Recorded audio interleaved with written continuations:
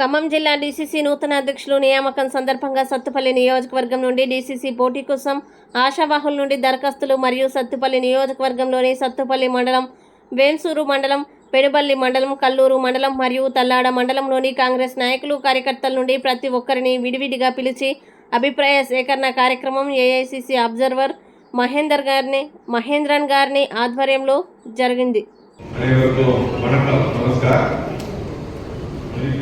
I came here to work, so only one minute I will take as DCC President said. Till now, the DCC Jilla President will be selected by AICC or from Kandipuram.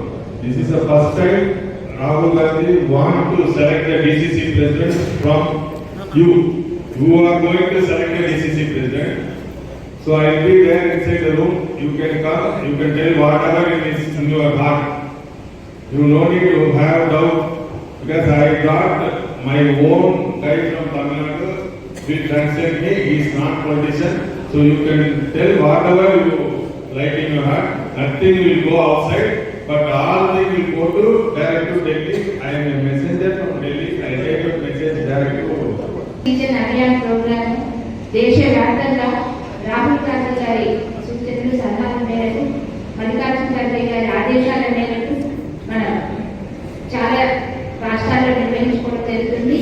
ఇప్పుడు మన తెలంగాణ రాష్ట్రంలో కూడా ప్రత్యేకంగా ఈ programme 9 రోజుల పాటు నిర్వహించడం జరుగుతుంది.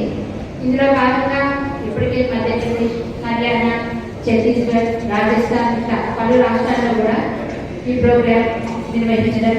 అదేవిధంగా ఇప్పుడు మన తెలంగాణలో కూడా దీని ముఖ్య ఉద్దేశం ఏంటంటే కాంగ్రెస్ పార్టీని బలోపేతం చేసుకోవడం, కాంగ్రెస్ పార్టీకి నూతన ఉత్సాహాన్ని, కొత్త ఊపిరిని ఇవ్వడం అనేది ఈ ప్రోగ్రాం యొక్క ముఖ్య ఉద్దేశం. ఇప్పటి వరకు ముఖ్యంగా కాంగ్రెస్ పార్టీ విద్య ఏదైనా చూడండి, ప్రతి దానిలో కూడా కాంగ్రెస్ పార్టీ ముఖ్య భూమిక వహించింది. కాంగ్రెస్ పార్టీకి అండ దండ బలం అనేది కార్యకర్తలే. తరతరాలుగా కాంగ్రెస్ పార్టీని భుజస్కంధాల మీద మోసి కాంగ్రెస్ కాపాడుకుంటూ వస్తున్న కార్యకర్తలకి హృదయపూర్వకంగా కాంగ్రెస్ పార్టీ తరఫున ధన్యవాదాలు తెలియజేస్తున్నాను. కార్యకర్తలు లేనిది పార్టీ లేదు, పార్టీ లేనిది నాయకుడు లేదు. కనుక ఏ పార్టీ అయినా ఇన్ని సంవత్సరాలు మండలంలో ఉంది, ఏ నాయకుడైనా ఇప్పుడు ప్రభుత్వంలో ఉన్నారు. మేము ఎమ్మెల్యే అయినా, రేవంత్ రెడ్డి గారు సీఎం అయినా